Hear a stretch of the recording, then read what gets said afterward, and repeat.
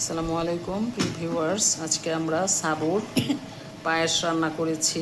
এখানে আমরা সাবুটাকে কিছুক্ষণ ভিজিয়ে তারপরে সিদ্ধ করে নিয়েছি। আর এখানে আমরা ব্যবহার করেছি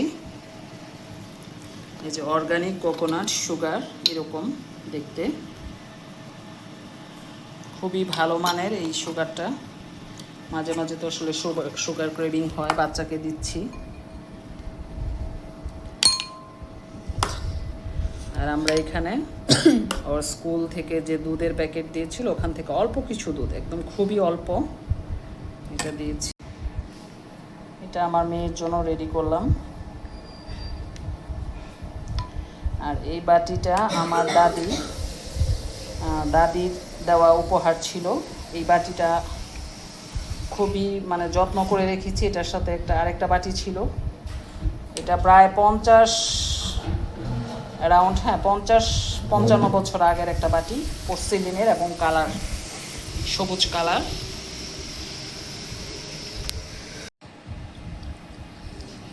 কেমন হয়েছে বলো? অনেক মজা, একদম একদম লাইট সুগার।